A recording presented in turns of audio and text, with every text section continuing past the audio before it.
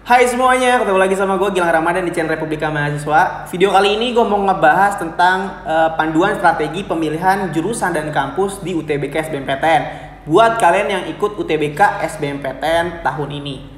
By the way, gue pakai baju SMA ini buat seru-seruan aja ya. Gue udah bukan SMA lagi, gue udah kuliah, gue udah pernah terima Unpad, gue udah pernah terima ITB, dan gue punya banyak pengalaman soal pemilihan atau strategi sukses di UTBK SBMPTN, SNMPTN dan lain-lain. Sehingga gue pengen sharing ke kalian semua supaya kalian juga bisa berhasil gitu, kayak gue, asik gitu.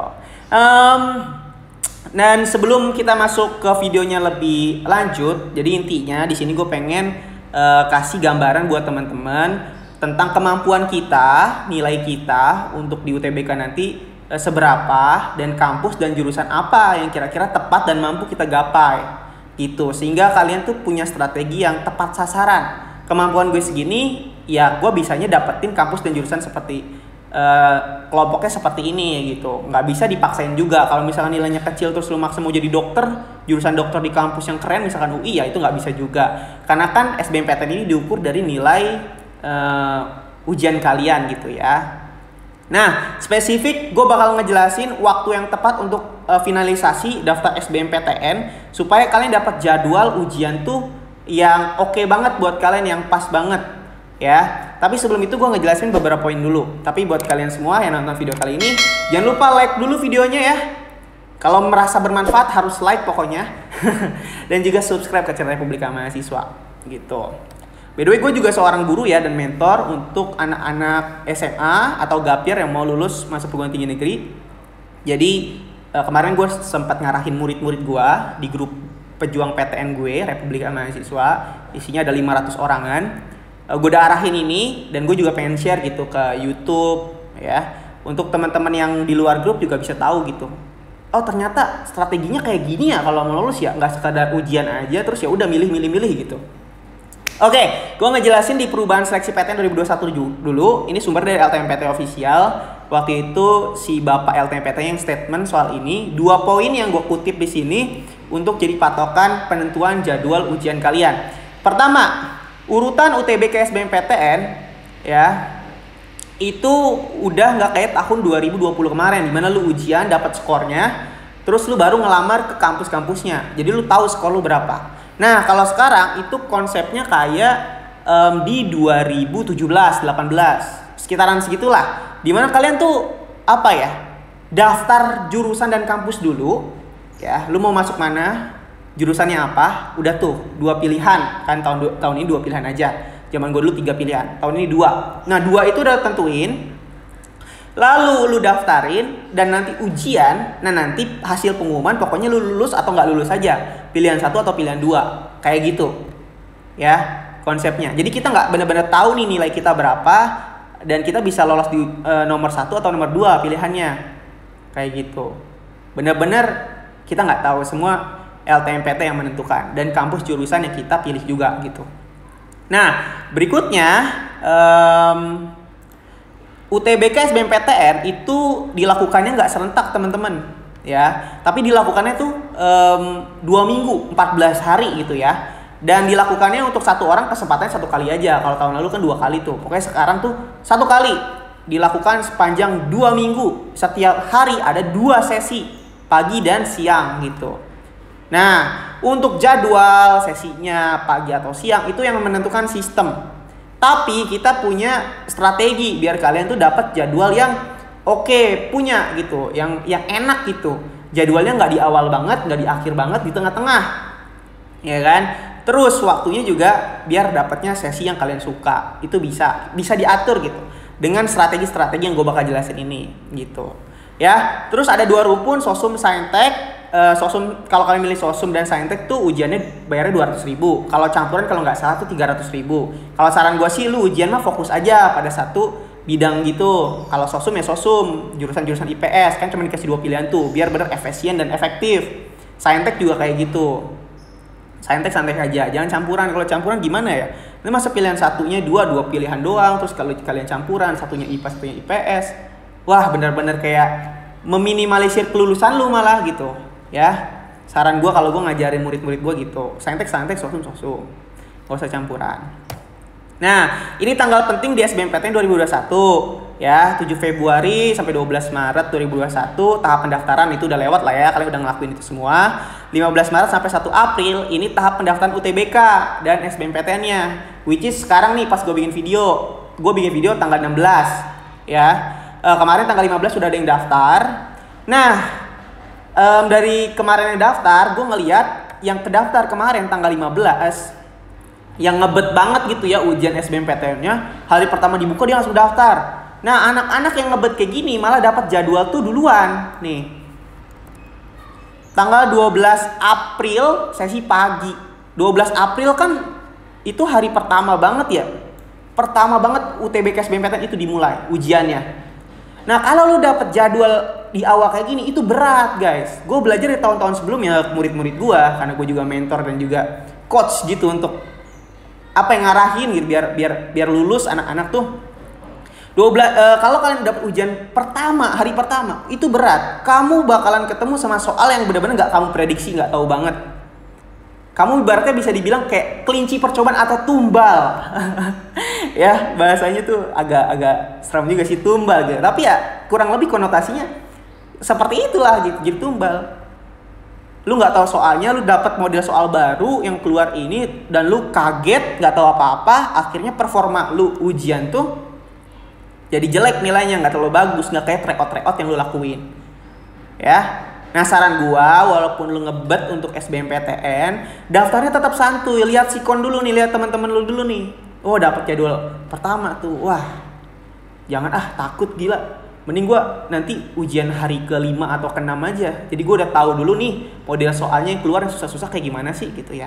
Kita bukan mengharapkan bocoran atau apa ya. Model, kita hanya tahu model ya kan. Karena tahun lalu tuh ada yang hits banget namanya soal panda, dan itu pengerjaannya lama dan rumit juga. Anak ujian hari pertama tuh nggak tahu menahu soal itu dan banyak yang nggak bisa ngisi. Tapi anak hari-hari selanjutnya tuh, udah tahu modelnya kayak gini ada ternyata, dan akhirnya bisa menanggulangi itu dengan dia langsung membelajarin materi yang bakal sulit gitu keluar kayak gitu.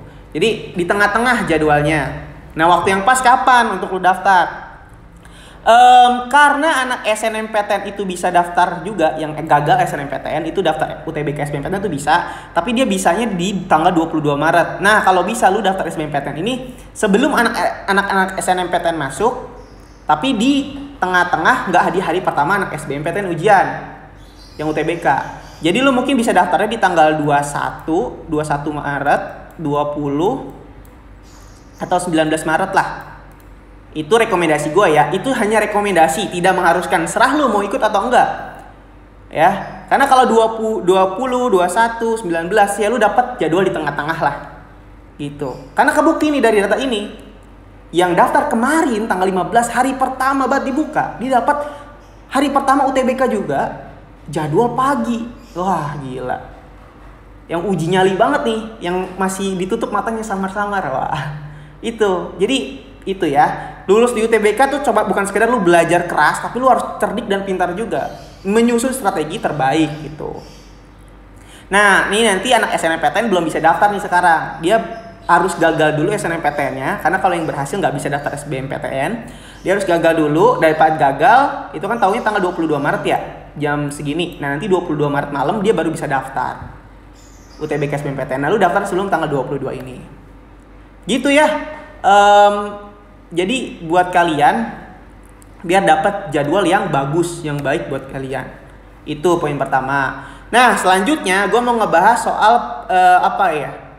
bagaimana memilih kampus dan jurusan yang tepat sesuai dengan kemampuan kita, dengan prediksi skor lulusnya berapa, kampus-kampusnya pengelompokannya yang berat mana, jurusan yang berat mana. Nanti nilai lu berapa, pilihan tepatnya kayak gimana sih? Karena biar memaksimalkan dua pilihan yang diberikan tadi. Kayak gitu. Ini penting nih, ya. Nah, ini by the way sekedar prediksi, bukan menjadi acuan utama dan lu harus percaya. Tapi semoga ini bisa bermanfaat dan kasih gambaran aja gitu. Biasanya gue kadang buat gini dihujat aja gitu kan. Itu nilai dari mana bang? Lu ngada-ngada lu segala macamnya. Udah, kalau nggak mau dipakai nggak apa-apa, udah. It's okay. Gue cuma pengen nge-share aja ke adik-adik gue yang masih SMA atau gapir supaya biar agak kebantu gitu. Buat ancang-ancang, buat gambaran. Ya, balik lagi intinya ke situ. Oke, sekarang kita ngomongin skor UTBK. Nah, skor kita, kemampuan kita tuh bisa tahu dari mana? Dari yang namanya tryout. Ya, rata-rata nilai tryout kalian berapa? Kalian udah tryout berapa kali? Nah, ambillah 3 kali tryout terakhir atau 5 tryout terakhir. Biasanya di rentang berapa kalian dapat skor? Itu dijumlah, misalkan 5 terakhir, 5-nya dijumlah, lalu dibagi 5. Nah, dapat rata-ratanya tuh. Berarti kemampuan kalian kurang lebih bisa kita perkirakan di rentang skor itu. Nah, dari skor itu kita bisa tahu nanti milih kampus mana, jurusan mana, dan sebagainya. Nah, pertama gue pengen ngasih tahu bahwa rata-rata nilai terendah di UTBK tahun-tahun sebelumnya. Untuk gambaran aja, ada di rentang nilai 450. Untuk Sosum, Saintek juga kurang lebih sama. Mirip-mirip di segitu. Ya. Apakah berarti di bawah 450 tuh nilainya kecil dan gak bisa keterima PTN? Oh, enggak juga. Bisa. Ada jurusan-jurusan dan kampus yang mungkin persaingannya nggak sulit dan PG-nya kecil di sana untuk masuk. Sehingga 450 bisa keterima. Ya anggap aja misalkan Uncen, Universitas Cendrawasih, jurusannya sastra misalkan. Bisa mungkin 450 gitu. Ya kan? Bukan di kampus yang di Pulau Jawa, ya kan? Kayak gitu. Ya ini mah tergantung lah, relatif gitu ya. Nanti. Cuman nih kalau bisa kalian pastiin kalau di atas 450 udah cukup lumayan belajarnya, pencapaiannya. Kalau masih di bawah 450 kalian harus belajar lebih giat lagi nih. Maksimalin lagi, ayo kejar gitu. Nah, ini ada prediksi pengelompokan nilai Sosum. Kalian ada di rentang mana nilainya? Nanti kalian ada acuan boleh memilih kampus kelompok ini dan prodi kelompok ini. Dari yang termudah sampai yang tersulit. Berdasarkan range kemampuan kalian masuk di skor berapa. Pertama Sosum, itu kalau kalian punya skor di atas 690, kalian punya kebebasan untuk memilih PTN dan prodi kelompok 1. Berarti PTN favorit, jurusan favorit.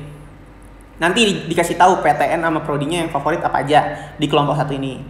Kalian yang nilainya 600 sampai 700 dapat memilih PTN dan prodi kelompok 2, 520 sampai 620, kelompok 3. Ini gue tulis 600 620 karena kelompok 2 dan 3 tuh agak mepet-mepet ya kalau di Sosum ini gitu. Sama kelompok 3 dan kelompok 4 juga mepet-mepet. Jadi gue nulisnya 490 sampai 560. Tinggal lu mau main aman atau main agak sedikit nekat. Main aman itu maksudnya gimana? Ya lu nilainya 660 ambil prodi kelompok 4. Itu lu main aman. Atau enggak nilai lu 620 lu ngambilnya kelompok 3. Padahal lu bisa aja kan naruh di kelompok 2 karena kan 600 juga udah bisa nih. Tapi lu nekat kalau taruh di sini. Kalau di kelompok 3 lu lebih main aman. Kayak gitulah ya relatifnya gitu. Buat kalian nilainya 490 disarankan memilih PTN dan prodi program studi di kelompok 5 yang persaingannya lebih mudah gitu. Nah, untuk yang Saintek pengelompokan nilainya berapa? Di atas 700 lebih kalian bisa memilih kelompok 1, 620 sampai 700 kelompok 2. 520 sampai 620 sampai kelompok 3, 500 sampai 560 di kelompok 4. Kayak gitu, ya. Dan di bawah 500 disarankan PTN dan prodi kelompok 5. Nah, PTN dan prodinya pengelompokannya apa aja? Nih, gue langsung kasih lihat ya. Pertama, universitas pilihan nih, kelompok 1, 2, 3, 4, 5. Yang kelompok 1 otomatis yang sulit-sulitnya. 2 lebih mudah, 3 lebih mudah, 4 lebih mudah, 5 mudah banget kayak gitu. Udah otomatis kelompok 1 isinya top 3 ya. UI, UGM, ITB. Ya pokoknya yang di Pulau Jawa yang bener-bener banyak yang daftar, favorit, kampus impian. Nah, buat kamu yang mau milih kelompok 1 ini ya nilai kamu harusnya tadi ada di rentang minimal kelompok 1 juga atau kelompok 2 lah minimal kalau mau main nekat. Untuk jadi pilihan pertamanya gitu ya itu. Nah ini menjadi acuan nih ya, dan ini penting jangan sampai ada kalian-kalian yang nggak tahu soal teknis ujian ini milih pilihan pertama ya kan itu kelompok 3 misalnya naruh UPI, terus pilihan keduanya naruh UI. Wah udah itu udah pasti fail, gagal. Karena kalau di pilihan pertama lu udah gagal, skornya kalah di UI, dilempar ya udah pasti salah lagi. Terbalik itu posisinya. Kayak gitu. Tapi ini disesuaikan dengan nilai kalian tadi ya.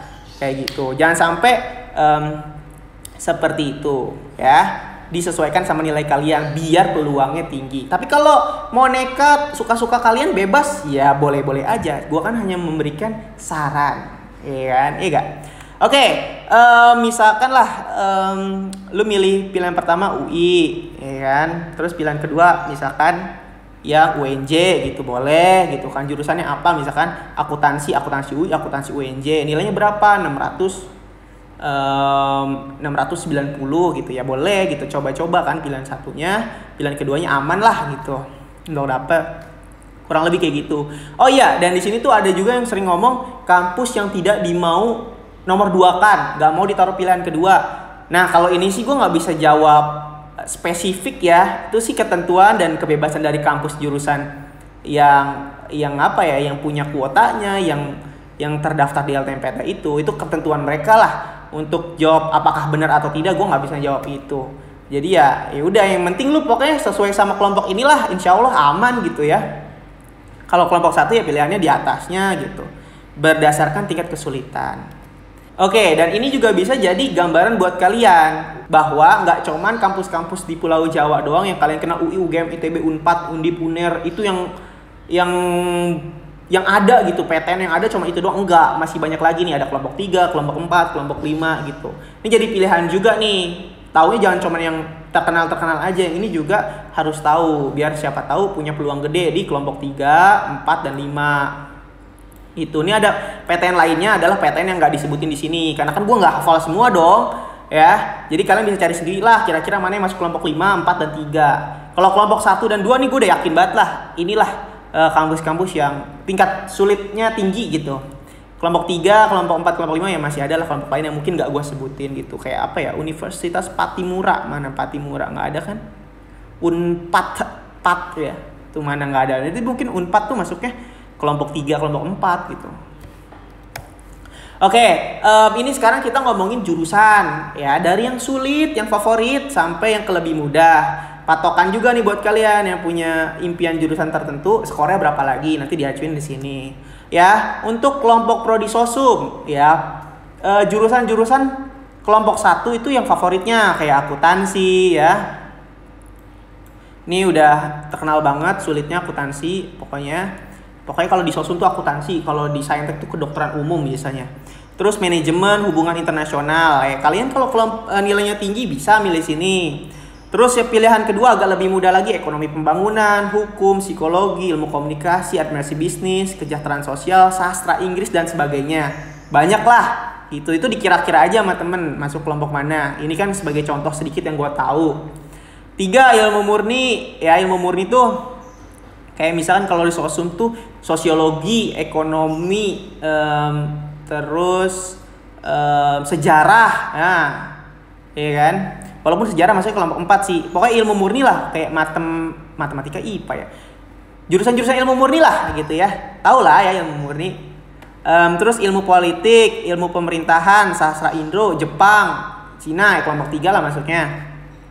Ya. Tergantung juga nih kampusnya mana. Kalau sastra Indo-nya UI ya kan itu lumayan tinggi juga gitu. Mungkin itu buat kalian yang di skornya kelompok 2 gitu. Bisa juga kayak gitu. Ilmu pendidikan. Nah, ini kelompok 4, ilmu pendidikan tuh kayak pendidikan ekonomi yang biasanya di UNJ atau UPI atau di Universitas Yogyakarta tuh yang depannya ada pendidikan itu lebih mudah untuk dimasukin. Passing grade-nya lebih kecil lah dibandingkan ilmu murni tadi. Gitu. Terus sejarah, antropologi, sastra lainnya mungkin gitu. 5 prodi yang jurusan yang lain di bawahnya. Lu kira-kira aja gitu, kayak sastra Sunda, sastra Jawa. Nah, tuh mungkin di pilihan kelima lah yang persaingannya menurut kalian tuh gak terlalu sulit gitu, lebih mudah lagi daripada ilmu pendidikan atau ilmu murni di atasnya. Untuk kedokteran untuk saintek udah jelas ya pilihan. Kelompok 1 tuh kedokteran umum, teknik informatika ya kan buat orang-orang yang suka coding dan komputerisasi yang canggih-canggih itu ya, aktuaria ya, pertambangan tuh masuknya kelompok 1 lah. Jurusan IPA yang favorit ya, kayak gitu. Nah, kelompok kedua biasanya kan kalau nggak bisa masuk kedokteran umum kan kedokteran gigi. Nah, kedokteran gigi masuk kelompok 2 nih, lebih mudah.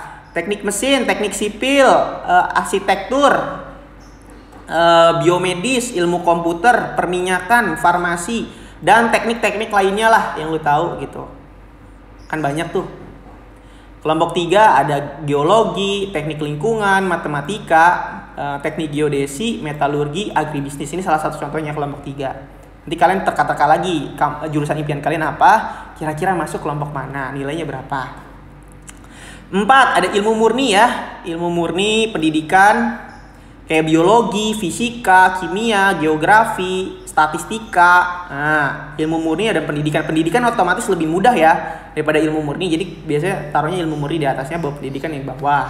Kalau misalkan sukanya biologi, ilmu murni ya kan. Misalkan biologi UI, terus bawahnya pendidikan biologi UNY misalkan, terus negeri Yogyakarta atau apa. Ada peternakan, kelautan, agronomi. Ya udah. Itu kelompok 4. Kelompok 5 ya yang cari aja lah feeling lu yang lebih mudah dari yang gue sebutin di atasnya. Nah, ini salah satu contoh aja buat gambaran gitu ya. Misalnya contoh kasus sosum nih, gue kan anak sosum ya. Gilang, skor nilainya rata-rata tuh di 670. 670 kelompok mana nih? Kelompok 2 ya. 670. Nah, di sini nih, di sini kan. 670 ya berarti gue apa nih pilihannya kira-kira. Ternyata si Gilang nih naruhnya akuntansi UI pertama, akuntansi UIN Jakarta kedua.